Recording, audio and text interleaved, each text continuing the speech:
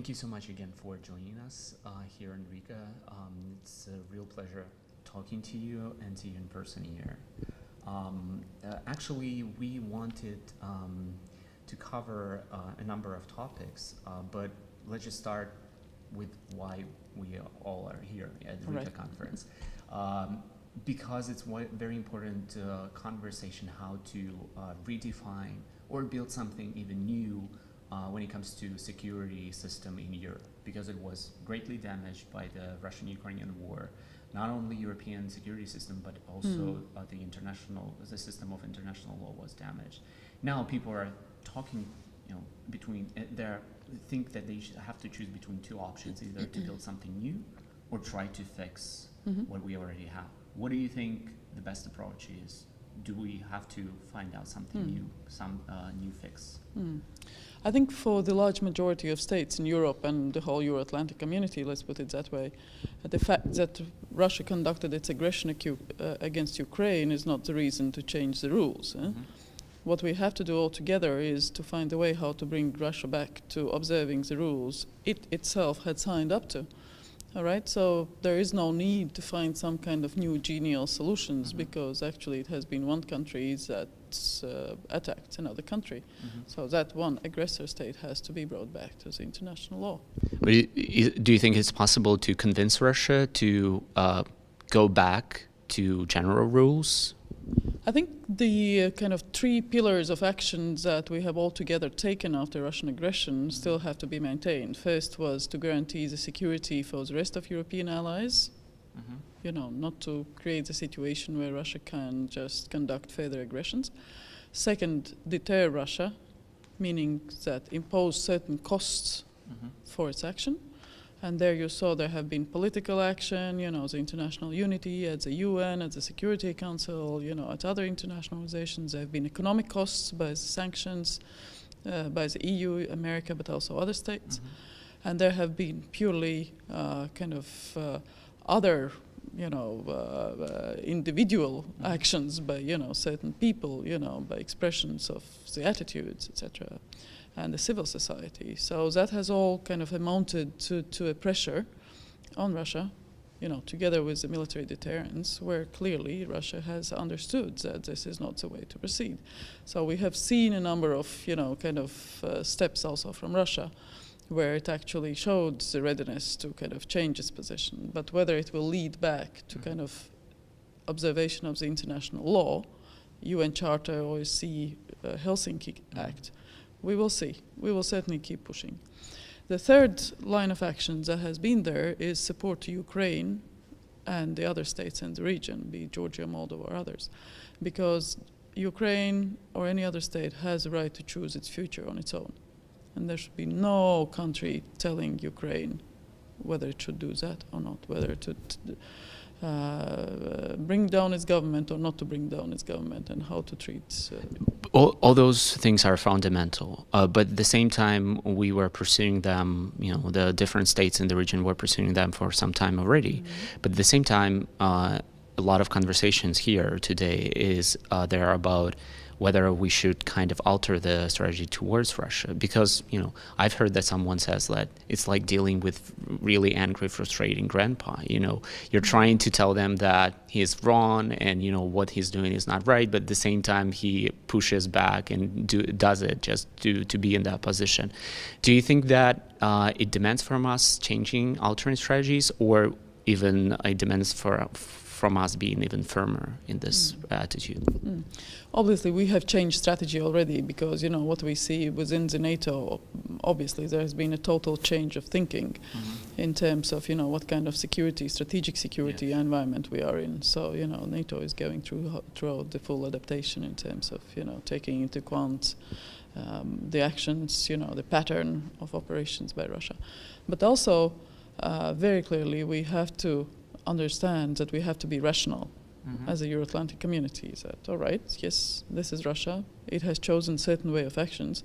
We are trying to influence that as much as we can, but it's ultimately their choice to make their decisions. What we have to do on our side is to be very rational and choose what is best for us. Apart from military front, that is happening in the region, especially in Ukraine. There is another battleground that is also important for the whole conflict, is a battleground for economic success. And a lot of people say if the whole region of Eastern Central Europe is economically successful, it's going to be the most powerful message that, Russian way does not work, the European way is more successful, and it's going to send a strong message back to Russia, to Russians, that there is economic opportunities are available there. When it comes to economic reforms, Latvia went through really harsh times in recent years, but it managed to bounce back. But it's still very unclear road ahead when it comes to economic reforms. Do you see what kind of prospects do you see when it comes to post-recession Latvia and Baltic states? Right. I think that the Baltic states are a good example, really, on how to kind of understand what is rational for themselves. From one hand, obviously we have built pretty successful economies here.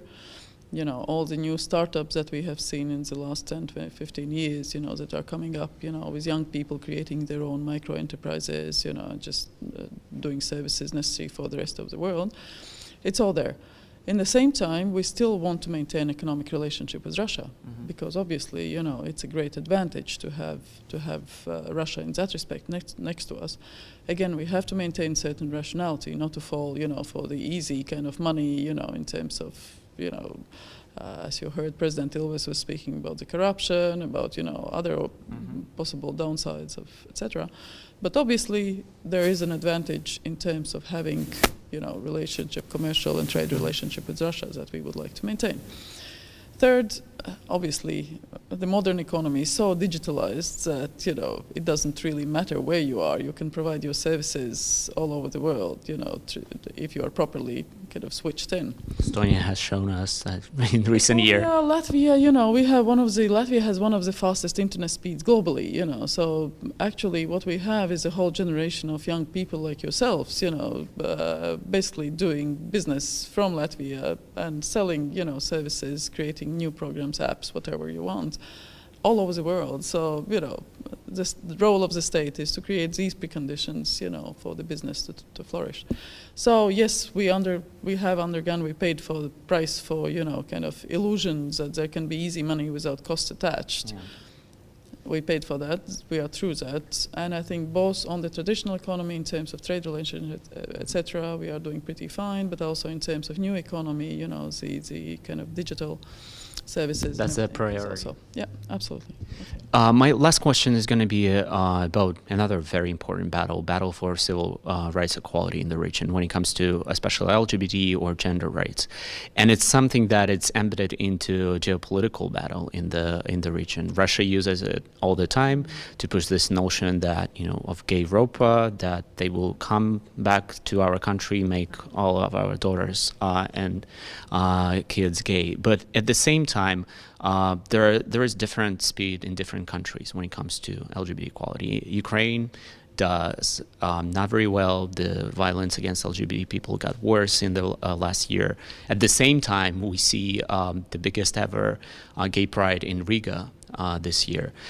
How do you think it's possible to coordinate all those battles? Is there any unifying message that we can go with together in the whole region to show that it's not about gay people, it's about civil rights equality, which is a fundamental thing for any country that wants to build a democracy? Yeah, I think we can do it together because both your constitution, but all the European states members of the Council of Europe have signed up to the certain criteria, which is basically non-discrimination, whatever base for discrimination is there. That has to be just implemented. It's it's a very practical work actually, whether it's a labor market or whether it's hiring people or anything else. There is also kind of, as you rightly pointed out, the geopolitical aspect to it. There is a certain country using its agents of influence, whether that's Orthodox Church or some others, actually to try to turn around the whole discussion around these issues, right? meaning that it's not about, you know, human rights, Yes. you know, that we all have, but about some particular ideological, you know, issue, conspiracy, which is not true, obviously, and people discover it pretty slowly, but they discover it. However, there is a potential for certain kind of tension in the society if those issues are not explained to people. So, you know, so it's important to deconstruct those myths again, what we are talking about. So is it through education or through campaigns? How do you sell this message again in countries where it's where homophobia is pretty high? Well, like with the Europe ride, yeah, people were worried, you know, how it will all work out, you know, how it will be, you know, that we have thousands of people going out on the streets. And then you explain to the people, right, they have the same right to go out on the streets. We have had march of blondines, you know. So, you know, I personally detest that, yeah, but they have a right to go out and, you know, walk on the streets if they want to do that and if they have signed up, you know, in accordance with the law, yeah. Or owners of antique cars, right? They have the right to also, you know, go out and show off their cars if they want to, right? So we live in a society where it's possible. So in accordance with the law, all the views have to be respected. You know, people have the right to express their views and to demonstrate or associate the way they want. And that's how it is. And then, you know, people start to kind of internalize that it's really nothing more like that. So in the end, it's about selling the just universal concept of equality. So it doesn't matter if you're gay or not. Yeah, exactly. That is one thing. But also important is to have the role models. It's important to have people coming out and saying, yes, I'm gay, but I'm like you know. To show that it's pretty normal. There is nothing, you know, unusual about, you know, choosing one. In Ukraine, they would usually say, I'm not against gay people, but I don't know any. Well, exactly. So I think that's pretty important to have the actual people with whom people can associate. Yes, oh, they're just like us. That it's not some abstract, you know, imposed views that, oh, they are abnormal or something. So I think that is as lower to the ground, as, you know, more human everything is made, as better it is. Thank you so much. Thank you so much for coming here.